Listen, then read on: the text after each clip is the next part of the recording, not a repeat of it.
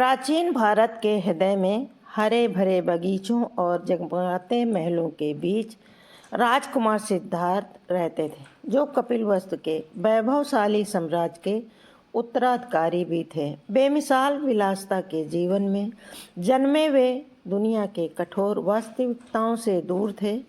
उनके पिता राजा शुद्धोधन एक बुद्धिमान और दयालु शासक अपने बेटे को दुख और निराशा से बचाना चाहते थे।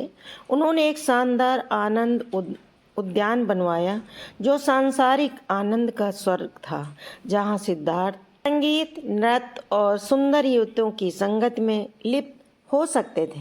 लेकिन महल की दीवारों के भीतर जीवन भोग विलास का एक सिम्फनी था। सिद्धार्थ अपनी कोमल मुस्कान और दयालु आंखों के साथ सभी के चहेते थे। वे तीरंदाजी, घुड़सवारी और कलाओं में पारंगत थे। फिर भी एक सूक्ष्म असंतोष उनकी आत्मा को कुतरता रहता था।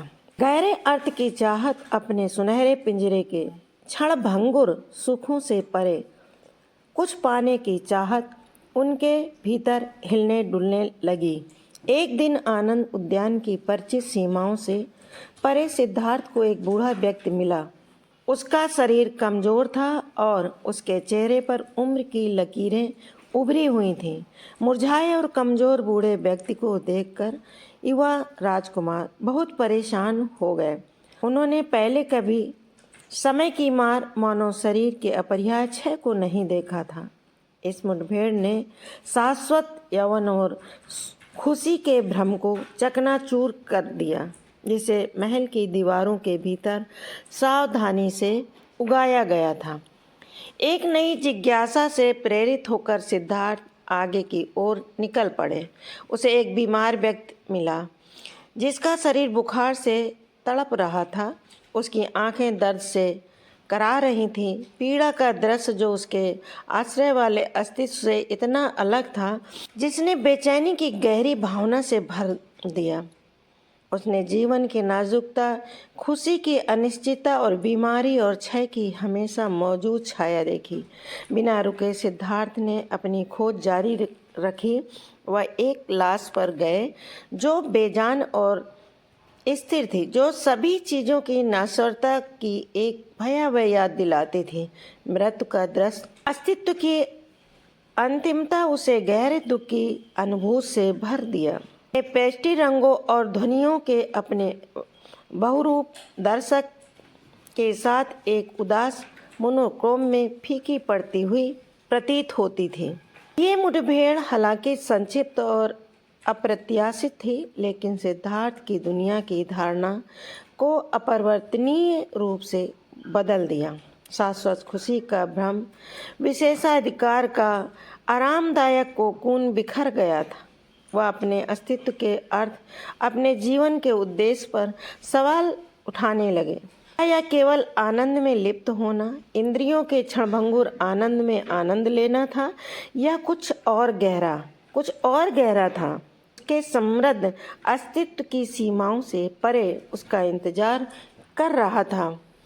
अपने द्वारा देखी गई अशांत वास्तविकताओं से त्रस्त सिद्धार्थ अब महल के सुखों में सांत्वना नहीं पा सकते थे। संगीत ने अपना आकर्षण खो दिया था, नृत्य खोखले लगने लगे थे और साथियों की संगत सतही लगने लगी थी। सत्य की गहरी चाहत, दुख के चक्र से मुक्ति की चाहत ने उसे खा लिया था। एक रात अंधेरे की आड़ में सिद्धार्थ ने घर से निकलने की कोशिश की। वह अपने पहरेदारों की चौकस निगाहों से बच निकले।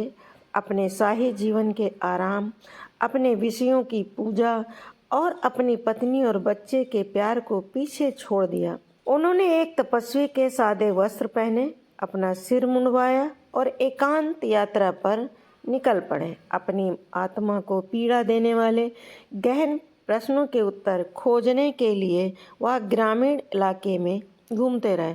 भिखारियों और वयस्क लोगों से मिले, गरीबी और अभाव की कठोर वास्तविकताओं को देखा। वह तपस्वियों के एक समूह में भी शामिल हो गए, खुद को आत्मपीड़ा के कठोर अभ्यासों में डुबो दिया। इच्छाओं पर विजय पाने और ज्ञान प्राप्त करने के प्रयास में अपने शरीर को उसकी सीमाओं तक धकेल दिया। उन्होंने कई वर्षों तक कठोर तपस्या की, अल्प भोजन पर जीवित रहे, खुद को कठोर अनुशासन में रखा और दिन की चिलचिलाती गर्मी और रात की कड़ाके की ठंड को सहन किया। फिर भी अपने कठोर अभ्यासों के बावजूद सिद्धार्थ को आत्मयातना में कोई सांत्वना नहीं मिली। उन्होंने महसूस किया कि चरम तप का मार्ग हालांकि शुरू में आशाजनक था, अंततः एक मृत अंत की ओर ले गया। इसने उनके शरीर को कमजोर कर दिया और उनके दिमाग को धुंधला कर दिया, जिससे सत्य की उनकी खोज में बाधा उत्पन्न हुई। उन्होंने समझा कि सच्ची मुक्ति इच्छा के दमन के माध्यम से नहीं, बल्कि इसकी समझ और पारलौकिकता के माध्यम से पाई जा सकती है। सिद्धार्थ चरम तप के मार्ग से मोह भंग हो गए। उन्होंने अपने कठोर अभ्यासों को छोड़ने का फैसला किया। उन्होंने एक अधिक संतुलित दृष्टिकोण, एक मध्य मार्ग की तलाश की जो भोग और आत्मपीड़ा दोनों की चरम सीमाओं से बचा। वह एक बोधि वृक्ष के नीचे बैठ गए जब तक कि उन्हें वह उत्तर नहीं मिल गया जिसकी उन्हें तलाश थी। तब तक ध्यान करने के लिए दृढ़ संकल्पित थे। कई दिनों तक सिद्धार्थ गहन ध्यान में बैठे रहे। उनका मन वास्तविकता की प्रकृति, दुख के कारणों और मुक्त के मार्ग पर केंद्रित था। उन्होंने अपनी चेतना की गहराई में जाकर विचारों और भावनाओं के उतार चढ़ाव, सभी घटनाओं की क्षणभंगुर प्रकृति का अवलोकन किया।